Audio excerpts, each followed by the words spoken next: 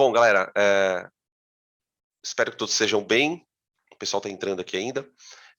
A gente vai encerrar a discussão de termoquímica dando uma pincelada na termodinâmica. Vamos falar um pouquinho de ΔG e explicar um pouco da importância dele no estudo da energia, quando se trata de energia, né, relacionado a reações químicas. O ΔG ele é um parâmetro bem interessante da gente falar um pouco e tentar fazer uma ponte desse assunto, né, com a eletroquímica, onde a gente discute na parte de pilha, na parte de eletrólise, a gente acaba discutindo o que é uma reação espontânea ou não, né? O que torna uma reação ser espontânea, como é que a gente avalia isso, beleza? Bom, então vamos lá. É bem rápido, tá, gente? Como eu disse, não é uma coisa que a gente não pretende dar uma aula do assunto, é só para a gente dar uma pincelada e, de repente, surgir uma outra questão, a gente falar um pouquinho. Então vamos lá. Aqui. Quando uma reação ocorre, invariavelmente, essa reação vai trocar energia com o ambiente, ok? Esse ambiente a gente chama de vizinhança. Essa energia que uma reação troca com o ambiente, ela pode ser trocada na forma de trabalho, quando você estuda o ΔH, né? Mas, no entanto, a gente vai descobrir que quando uma reação ocorre, ela pode trocar com o ambiente energia de outras maneiras. E uma delas, que é muito estranha da gente conceber, mas vamos tentar falar um pouquinho, é a capacidade de uma reação realizar trabalho, né? Por exemplo, quando a gente estuda gás lá na física, a gente aprende que um gás pode fazer trabalho. Para que um gás faça trabalho, a gente até vai discutir durante essas semanas agora, né, do curso. Para que um gás realize trabalho, você precisa basicamente fazer ele empurrar alguma coisa. Ou seja, o gás aplica uma força num recipiente e empurra ele, né? E aí o movimento do gás vai gerar um trabalho. Para fazer isso, você precisa esquentar o gás. Você precisa dar calor, o gás esquenta, ele expande e faz trabalho. Uma reação também pode empurrar as coisas. A energia que uma reação libera pode ser usada para empurrar elétrons, por exemplo. Então, quando uma reação libera esse tipo de energia, uma energia capaz de empurrar elétron, você não pode dizer que a reação está liberando calor. Calor não empurra elétron. Né? Para você empurrar um elétron, você precisa criar uma diferença de potencial dentro de um campo elétrico. É um processo muito mais complexo. Então, só que, de uma certa maneira, você há de convir comigo que uma reação que empurra elétron está dando energia para o elétron. Certo? Muito bem. O que acontece é que, na natureza, não é toda reação que tem esse privilégio de empurrar elétrons. Vamos colocar desse jeito. Né? Você tem reações que empurram, tem reações que não empurram. Né? Do mesmo jeito que eu posso dizer para vocês que cachoeira só cai para baixo. Ela não cai para cima. Né? Ou seja, a gente olha na natureza coisas que nos fazem perceber que existe um certo sentido para as coisas. Na natureza. A natureza ela tem uma certa linha do tempo. Coisas que ocorrem de maneira que nós vamos dizer espontânea e coisas que ocorrem de maneira não espontânea. Notem que tudo é possível. Tudo é possível. O que nós estamos querendo dizer é que existem processos que podem ocorrer sem a sua interferência, e esses processos são os que realizam trabalho. Processos que ocorrem sem a sua interferência são processos que realizam trabalho. A gente pode fazer um paralelo com a física, perfeitamente, porque eu acho que fica mais palpável, né? Por exemplo, quando um corpo cai em queda livre, a força-peso está essencialmente acelerando o corpo, certo? Então, o peso é uma força do campo gravitacional que puxa um corpo para baixo, e nessa puxada para baixo ele acelera o corpo. Então, eu posso dizer que o peso está fazendo o trabalho. Numa reação, eu também espero que isso possa acontecer. Agora, veja que interessante, volta para a física. Quando você joga um corpo para cima, o corpo vai freando, certo? Você vai jogar o corpo para cima, o corpo freia. Esse processo de subida do corpo, ele só aconteceu porque você deu energia para o corpo, na medida em que você jogou ele para cima. Você fez trabalho no corpo. Então, tem coisas que a natureza trabalha. Então, quando você vê o corpo caindo, você vê a natureza trabalhando. Isso é espontâneo. Quando você quer fazer uma coisa que não tem na natureza, então você quer fazer a cachoeira, a água ir lá para cima, você vai ter que jogar ela lá para cima. Você vai fazer trabalho. Isso na natureza não ocorre. Então você tem que fazer trabalho, ou seja, não espontâneo. Então, numa reação química, eu posso fazer essa analogia. Tem reações que vão liberar trabalho, são as espontâneas, e tem as reações que, para que ocorram, é necessário que seja feito um trabalho sobre elas, que são as eletrólises. Né? Quando a gente faz uma eletrólise, eu preciso de um gerador. Eu preciso de um gerador, por quê? Porque o gerador vai fazer trabalho para que a reação aconteça. Então, fazer uma eletrólise, gente, é que nem pegar uma pedra e empurrar ela em cima de uma montanha. É você que tem que fazer. Isso é uma reação não espontânea. Tá bom? Qual é o objetivo nosso? É mostrar que ser espontâneo é muito mais complicado do que parece. A ideia aqui não é explicar muita coisa, tá? É só complicar um pouquinho mais. Bom, eu não vou entrar no mérito, porque não é uma aula inteira, né? De como essa fórmula foi obtida. Mas essa fórmula, para a gente, ela é a fórmula mais importante da termodinâmica no aspecto da química. Né? Na física, a gente não usa ela muito no ensino médio, essa fórmula. Mas na química, ela é usada para caramba aqui no nosso contexto. O ΔG é o parâmetro chamado variação de energia livre de Gibbs. Tá? O termo, na verdade, G, é usado para energia livre. Na semana passada, se não me engano, eu tentei fazer uma analogia com essa energia para você entender o que ela seria. Né? E aí nós vamos ter que voltar na física de novo. Essa energia de Gibbs, gente, é como se fosse a energia potencial do sistema. Então, pensa numa reação como sendo uma sequência assim, ó. Você tem reagente,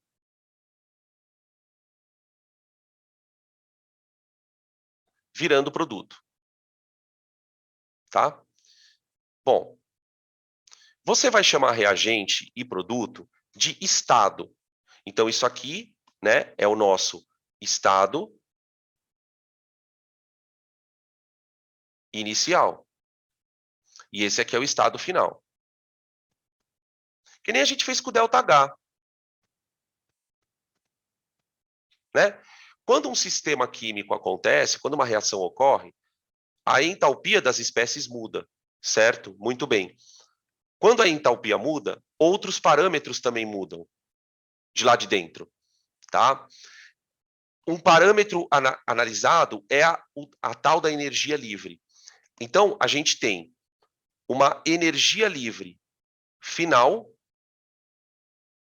que seria a energia livre dos produtos, menos uma energia livre inicial, que seria a energia dos reagentes.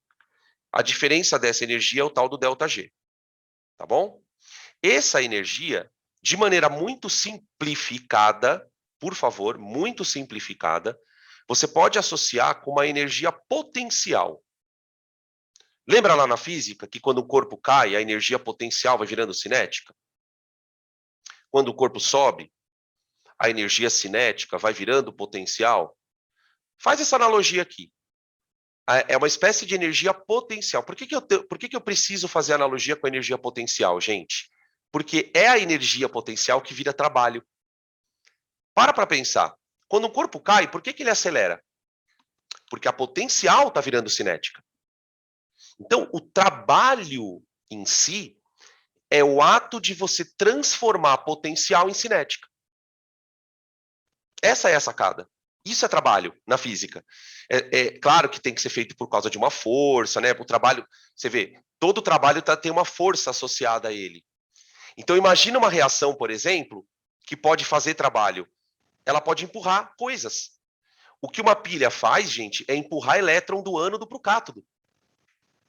É isso que uma pilha faz. Uma pilha. Por isso que a DDP da pilha é chamada de força eletromotriz. Porque ela movimenta o elétron. Percebe como as coisas vão se encaixando? Então, é uma espécie de energia potencial. Notem o seguinte: como todo na física pode ser espontâneo ou não espontâneo, nós vamos perceber um padrão aqui. Quer ver? Quando o corpo cai, ou seja, quando o corpo está num processo espontâneo, a energia potencial diminui, porque ela está virando cinética, certo? Tudo bem até aqui? Eu estou fazendo essas analogias com a física, gente, porque é a única maneira, é o único lugar, é a única âncora que eu consigo me agarrar para poder fazer vocês perceberem o que é o trabalho de uma reação. Então, imagina uma reação liberando trabalho. Quando uma reação libera trabalho, é que nem um corpo caindo. A energia potencial dela vai diminuir do sistema. O reagente vai virar produto e vai haver uma perda de energia potencial. Então, o ΔG ele é importante por quê? Porque uma vez que o ΔG der negativo, é como se a reação tivesse perdido energia potencial. Ou seja, ela fez trabalho. Rolou trabalho. Né? Então, a gente pode dizer que é um processo espontâneo.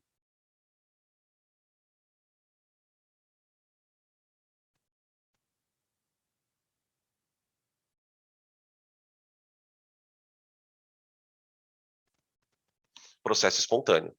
Ou seja, você pode construir uma pilha. Gente, olha que interessante isso para vocês. Pensa numa reação que ocorre no seu corpo, bem famosa. Respiração celular. A respiração celular, ela não produz só calor. É até um pouco equivocado a gente até dizer, eu mesmo falo, né? Ah, porque a célula queima a glicose. Tá? Não é não. A célula não queima a glicose, não. O calor é liberado uma parte porque é uma energia dissipada, mas a célula faz trabalho, gente. Quando a glicose entra na mitocôndria, o processo de respiração celular, ele tem que ter ΔG negativo, senão a natureza não escolhia ele. Ele é espontâneo. Né? A fotossíntese não é espontânea. Percebe a situação? O ΔG da fotossíntese é positivo. Por isso que precisa de luz. Precisa de trabalho, você precisa gerar trabalho na célula para fazer a fotossíntese. Né? Quando eu falo fotossíntese e respiração, eu quero que vocês entendam o seguinte. Eu estou me referindo a todas as reações do processo. Pensa em todas as reações que você tem na respiração celular. Desde a glicólise, ciclo de Krebs, cadeia respiratória, toda aquela sequência, todas aquelas reações juntas têm um ΔG. E esse ΔG é negativo. E é bem negativo. A primeira coisa que você vai estudar na bioquímica, a primeira página do livro de bioquímica é a reação que você vai estudar tem ΔG negativo. Senão ela não seria possível. Como é que você se movimenta, gente? Como que o seu músculo usa energia para contrair? Como que você usa energia para produzir informação no seu cérebro? É trabalho útil, não é calor. Né? O nosso corpo não. O calor, gente, ele é um efeito Joule do teu corpo. Manja? Lembra que todo gerador esquenta? Teu corpo esquenta. Ele é um gerador de força eletromotriz. Claro que o ΔG tem que ser negativo. Deu para entender onde a gente quer chegar com essa aula? É mostrar onde as coisas estão ancoradas. Muito bem. Outra coisa, um processo que tem ΔG positivo, ele precisa de trabalho para acontecer. Por quê? Porque você vai ter um aumento de energia potencial. Faz a conta. Se o delta é positivo, gente, é porque a energia livre final é maior que a inicial. Né? Então a variação dela é positiva. No que equivaleria isso na física? Você jogar um corpo para cima. Né? Para você fazer um corpo ir lá para cima, você até beleza, mas você tem que jogar. Então aí você tem um sistema não espontâneo ou um processo não espontâneo. processo não espontâneo.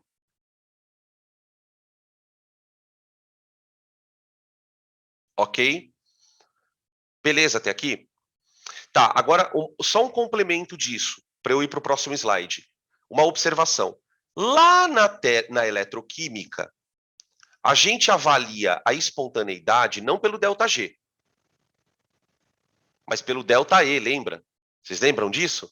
Na pilha, o ΔE tem que ser positivo. Ela produz DDP.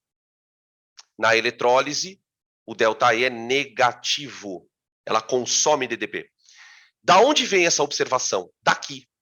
Por quê, gente? Quando uma reação é de oxredução, eu consigo relacionar o ΔG com o ΔE. Essa fórmula aqui, ó, você não precisa decorar ela. Eu só quero que você veja. O ΔG, isso para uma reação de oxredução, tá? O ΔG é igual a menos N vezes F vezes ΔE.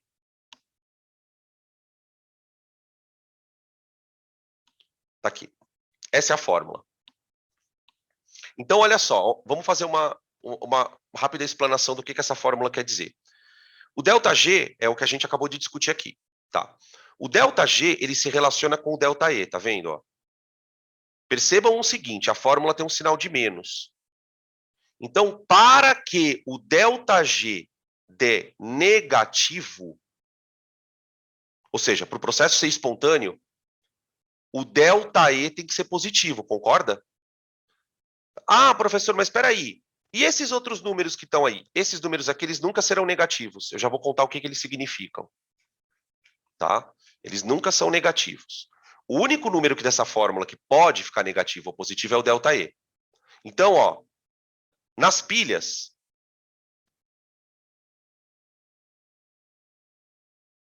que são processos espontâneos, o ΔE é positivo.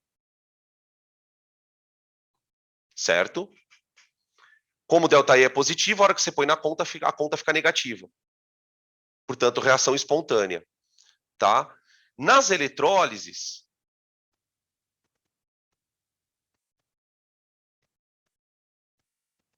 o ΔE é negativo. A hora que você põe o negativo ali, na conta, o valor fica positivo. Tá? Beleza? Beleza? Só um comentário breve sobre o que é o N e o que é o F, tá bom, gente? Numa reação de oxirredução, você não tem sempre o cara que oxida e o cara que reduz? Esse N é o número de elétrons transferidos no processo. Então tem redox que acontece. Sabe quando você balanceia as equações da pilha e você iguala os elétrons? É o número de elétrons aqui, tá? Nesse N. E o F é uma constante chamada constante de Faraday, que a gente vai discutir ela na eletrólise, da onde ela vem, tá bom? O que importa, na verdade, nessa fórmula que eu gostaria de salientar, né? É a relação entre a espontaneidade e a capacidade de gerar DDP, né? Então, tipo, se eu gero DDP, eu sou espontâneo. Se eu consumo DDP, que é o E negativo, né? Então, eu sou um receptor, que lá na física a gente chamava de receptor, né? Eu sou um processo não espontâneo, tá? Ficou claro, gente? Isso? Até aqui, né? Até aqui.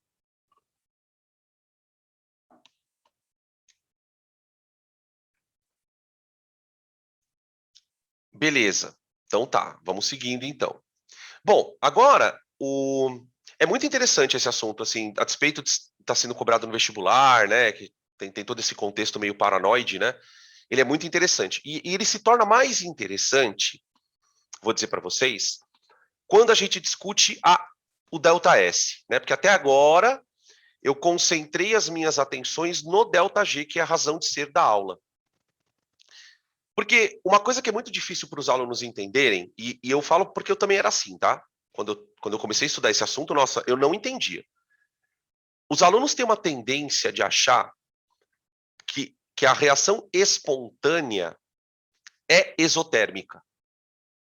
Então é muito comum a gente ouvir, então toda reação exotérmica é espontânea, porque ela libera energia. Cuidado, né? A reação libera calor. Não é porque uma coisa libera calor que eu posso dizer que ela não é espontânea. E é isso que é difícil do aluno entender. Fala, ué, mas eu posso ter uma coisa que absorve calor e ser espontâneo? Sim, sim, sim. Eu posso ter uma coisa que absorve calor e ser espontânea. Eu vou dizer para vocês uma coisa, viu, gente? Durante muito tempo, esse termo da fórmula aqui, ó, ele era desconhecido. Houve um tempo em que se achava que ΔG era igual a ΔH. Tipo, reação exotérmica era espontânea, reação endotérmica era não espontânea. Mas, se a gente olhar para o nosso lado, a gente começa a enxergar alguns contra-exemplos. Eu posso te citar um exemplo muito simples de um processo espontâneo que absorve calor. Um processo espontâneo que absorve calor. Simples. Pega o copo com água aqui, ó, e põe lá no quintal da sua casa hoje. 40 graus Celsius. A água vai evaporar. A água evapora, é espontâneo. Esse processo acontece sem a nossa interferência e ele absorve calor. Então, quando os caras foram discutir, bom, do que depende essa espontaneidade? Logo de início ficou muito claro que o ΔH era um parâmetro importante, sim, mas não era o único. Então, a gente vai falar um pouquinho do outro parâmetro, que é o ΔS. Tá?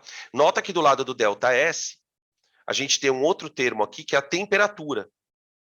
A temperatura também entra nisso. Quer dizer, olha que observação interessante você pode fazer disso.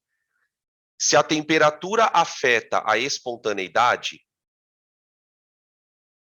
deve ter temperaturas nas quais uma coisa é espontânea e outras temperaturas em que ela não é espontânea. Concorda? Que é o que acontece com a mudança de estado da água. Né? Por exemplo, você pode falar para mim que o congelamento da água é espontâneo? Sim. Se ele estiver num ambiente frio, sim. A evaporação da água é espontânea? Sim. Se ela estiver num ambiente de temperatura adequada, sim. Então, avaliar se uma reação é espontânea é uma coisa muito difícil. Porque tem o componente de ΔH, que esse a gente até calcula, né? Eu sei calcular ΔH, eu sei se é positivo ou negativo. É claro que se a reação é... Vê se você concorda com o que eu vou falar agora. Se a reação é exotérmica, ela tem uma boa chance de ser espontânea, porque esse termo aqui já é negativo, ó. Tá vendo? Ó? Esse termo já é negativo, tá? Então, vamos tentar falar um pouco de entropia, ou de variação de entropia. É muito difícil falar desse tema, principalmente quando a gente quer falar meio rápido, mas vamos lá. Bom, a gente costuma, gente, associar a entropia ao... Todo mundo já ouviu o professor falar, né? A desordem de um sistema. E talvez essa não é uma definição correta, mas ela é uma definição muito próxima do que é correto. A melhor maneira da gente entender a entropia sem ficar louco é associar a ela a desordem. Mas a entropia, gente, ela me dá uma informação diferente. Porque você fala assim, mas professor, por que é interessante eu saber se um sistema está organizado ou desorganizado? Porque a desordem na natureza, gente, ela é uma coisa de probabilidade. De probabilidade. Quer ver um exemplo do que eu estou te dizendo? Tenta imaginar um sistema, um recipiente cheio com algumas moléculas de gás. Então, imagine um recipiente com várias bolinhas de gás lá dentro. Tudo bem? Imaginou? Agora eu vou mostrar para você duas fotos desse recipiente, tá? Dá uma olhada. Agora você vai fazer o seguinte, você vai olhar para essas duas fotos e dizer o seguinte para mim. Qual dessas fotos representaria o estado inicial do sistema? E qual dessas fotos representaria o estado final, na sua opinião? É opinião, tá? É opinião. Olha para essas duas fotos e pensa que uma representa o estado inicial e a outra representa o estado final do sistema. Qual seria o estado inicial e qual seria o estado final? Na sua opinião. Direita inicial, esquerda final. Alguém consegue imaginar alguma coisa diferente disso? Direita, estado inicial, esquerda, estado final. Então, por que você tem essa noção? Porque você sabe o que é entropia. Você sabe o que é entropia. De fato, vocês estão certos. Se eu tivesse que colocar o que é um estado inicial e um estado... Porque, assim, é muito mais provável. Eu nunca vou ter certeza qual é o estado inicial, qual é o estado final. Mas você concorda que, em termos de probabilidade, é muito mais provável? Porque você sabe que as moléculas se mexem, você sabe que as moléculas têm interação molecular. Então, você sabe que se tiver que existir uma seta do tempo, essa seta do tempo, ela faz isso, ó.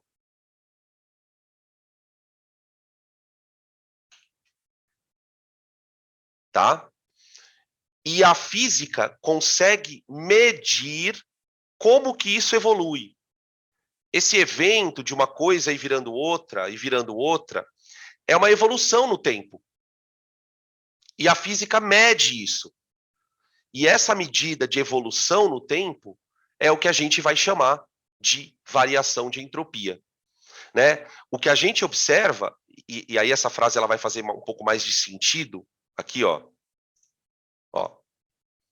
Em um sistema termicamente isolado, a medida da entropia deve sempre aumentar com o tempo, até atingir o seu valor máximo. Então, quando o sistema está evoluindo no tempo, o sistema está adquirindo uma outra configuração. Essa outra configuração corresponde a uma mudança na entropia. Então, o que a gente observa? Que quando o sistema se desorganiza, há uma variação de entropia positiva. Deixa eu colocar aqui. Então, peraí. Deixa eu fazer umas anotações aqui. A variação de entropia é dada, assim como toda variação, né, como entropia de produto menos a entropia dos reagentes.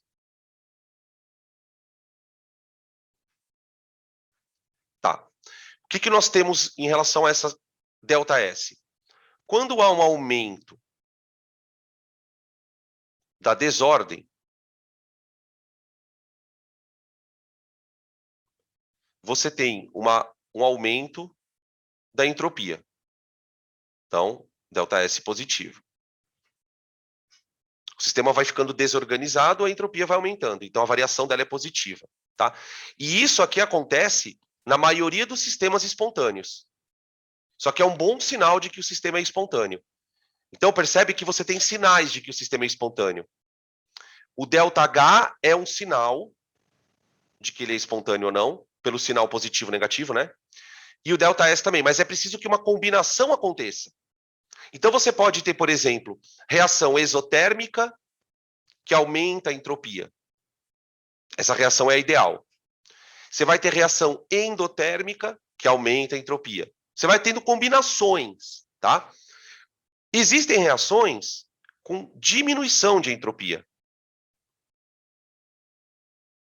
Então, diminuição da desordem.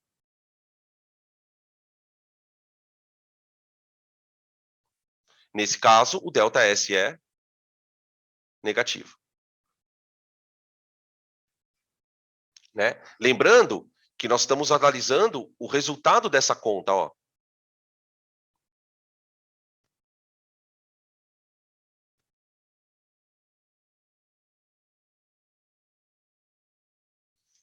Tá? Veja, o ΔH ele pode ser positivo ou negativo. A variação da entropia pode ser positiva ou negativa. O único termo que não é positivo ou negativo é a temperatura. Por quê? Porque ela é dada em Kelvin.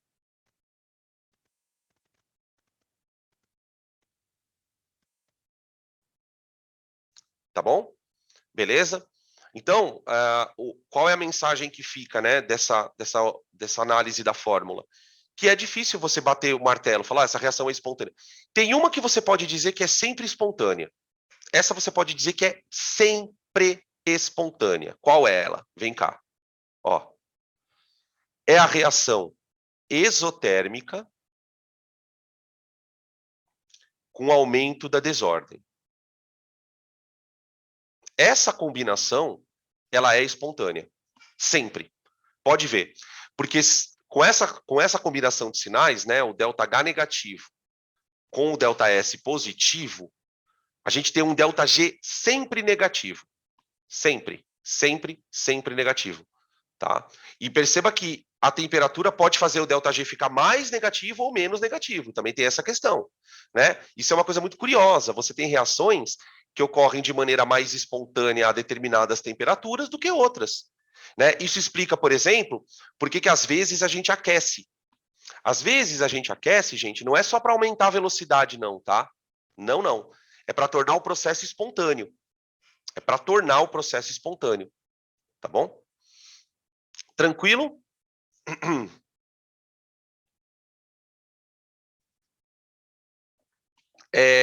Os físicos gostam muito da palavra aleatoriedade. Né? Essa desordem, gente, ela é calculada por probabilidade. Então, o que os cálculos de probabilidade falam sobre a questão da entropia? Que o que é mais o próximo evento de um sistema, imagina um sistema que evolui com o tempo. Sei lá, um gás, as moléculas estão andando ali dentro. Então, a cada segundo, a cada instante, o sistema está num estado diferente, não está? O próximo estado, ele é sempre uma probabilidade. E o que a matemática nos mostra é que o que é mais provável é que o próximo estado seja mais desorganizado do que o primeiro. Né? Quando você analisa as coisas ocorrendo na natureza, você percebe que o que vai acontecer depois é aquilo que é mais provável. Né? A gente pode fazer uma analogia muito curiosa sobre essa questão pensando num copo. Né? Pensa em dois eventos. Evento número 1. Você pega um copo inteiro e solta no chão. Certo? Evento número 2. Você pega o copo todo quebrado e joga no chão de volta. Né? Por que quando você joga o copo quebrado no chão, ele não se reorganiza? Mas, quando você joga o copo inteiro, ele quebra. Para pensar que, do ponto de vista de evento, são dois eventos equivalentes, vai. Um copo inteiro bate no chão e quebra. Um copo quebrado bate no chão e se reconstrói. É claro que é um absurdo. Mas por que isso não acontece? Porque, do ponto de vista de probabilidade, não é possível.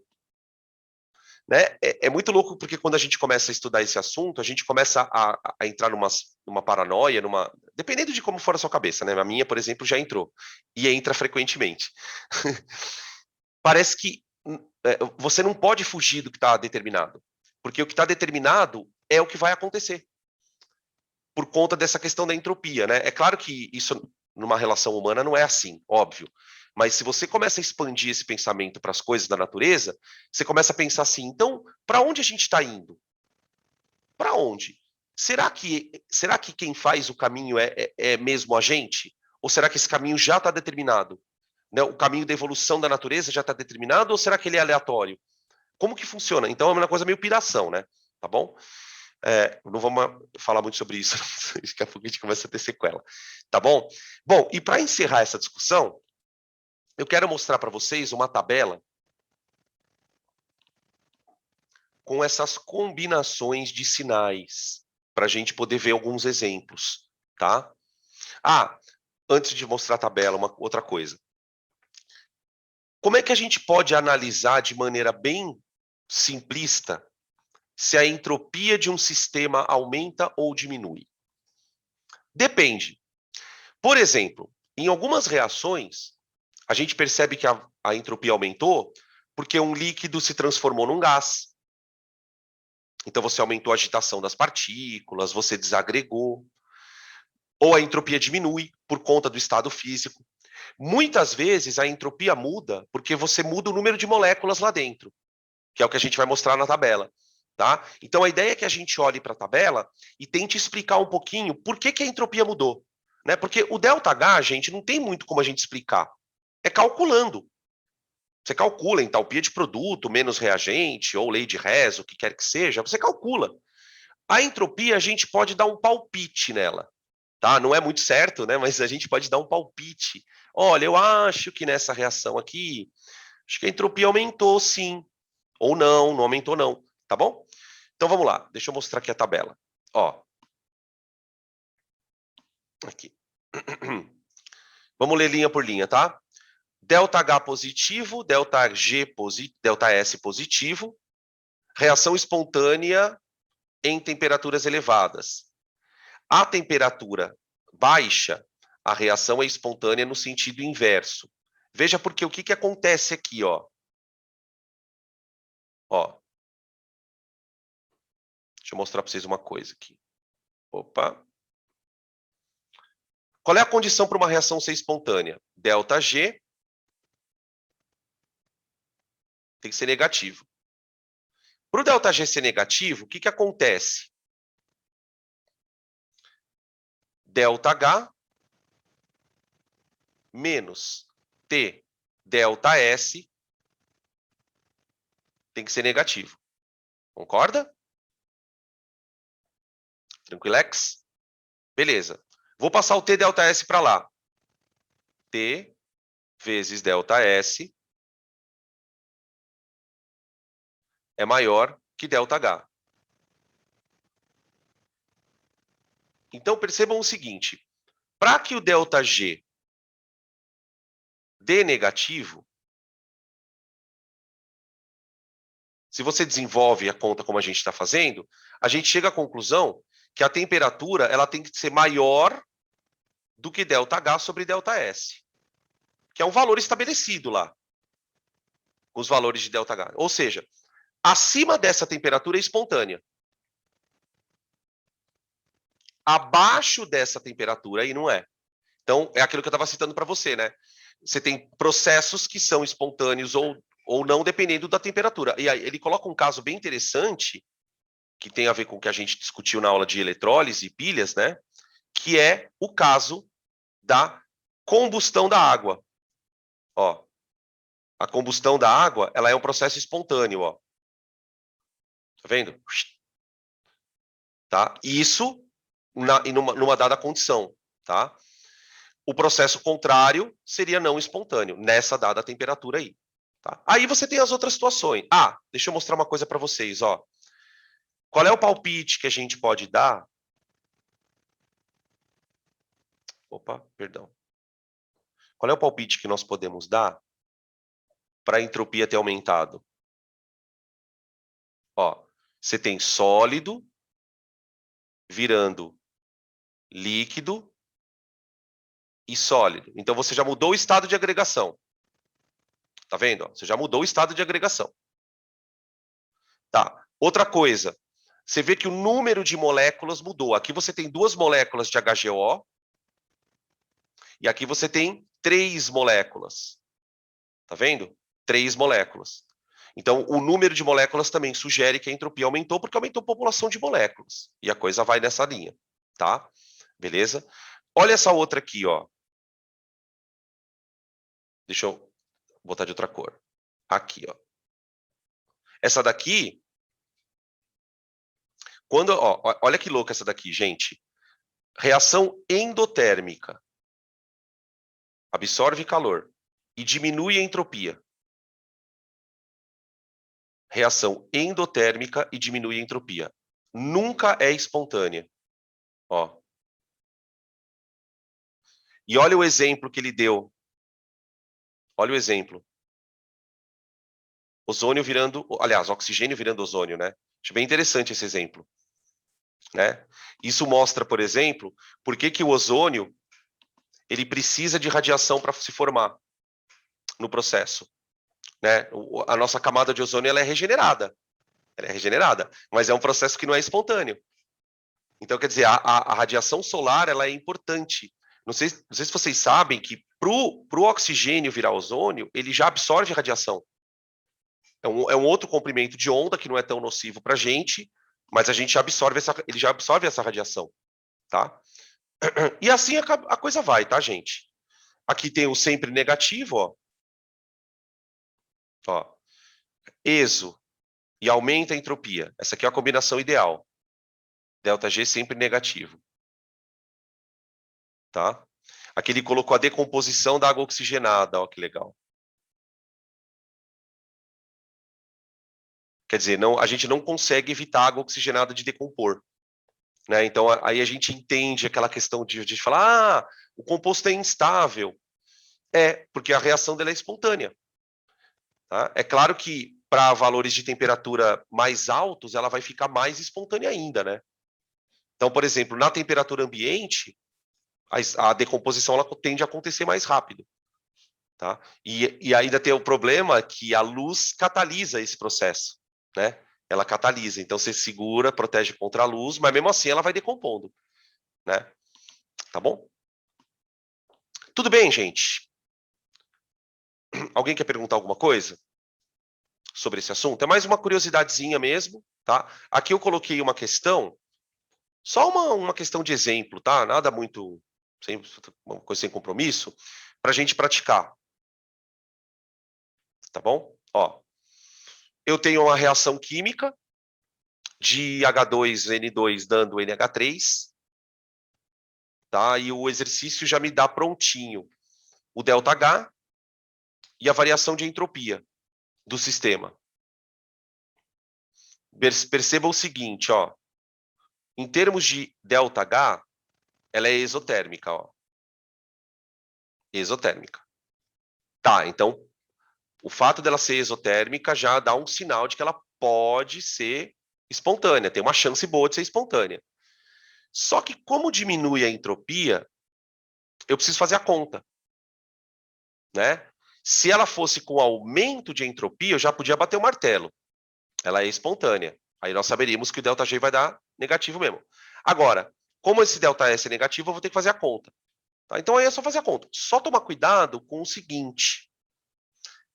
Geralmente, os valores de ΔH e de ΔS, eles são muito diferentes. Por que eu estou chamando a atenção? Porque se você olhar para o ΔH, ele está em quilojoules por mol. Quilojoules. E a entropia está em joule, a variação de entropia. Diminuiu a entropia, tá? Um pouquinho. Então, ó, ΔG é igual ΔH menos 46,11. Ó, esse ΔH eu não preciso multiplicar ele por valor nenhum, tá? Por quê? Porque ele está por mol de amônia. Tá? Vezes 10 a terceira menos temperatura 298. Tá? A temperatura tem que estar em Kelvin. A reação está acontecendo a 25 graus Celsius, vezes menos 99,37. Tá aí. Esse assunto não cai muito, gente, justamente por quê? Porque como a gente não consegue aprofundar demais, porque ele é um assunto muito complexo, os vestibulares acabam não tendo como cobrar muito. As questões que caem, quando caem, são assim, tá? Então vai ficar assim, 298 vezes 99,37. Tá. Só que isso é positivo, né? Tá. Menos 46.110. Tá. Menos 16.500. ΔG igual a menos... Não sei se alguém está fazendo essa continha aí, tá? Menos... eu estou arredondando. Menos 16.500. Bem arredondados, tá? 500 joules. Tá? Porque eu tirei o quilojoule dali, do 10 a terceira. Beleza?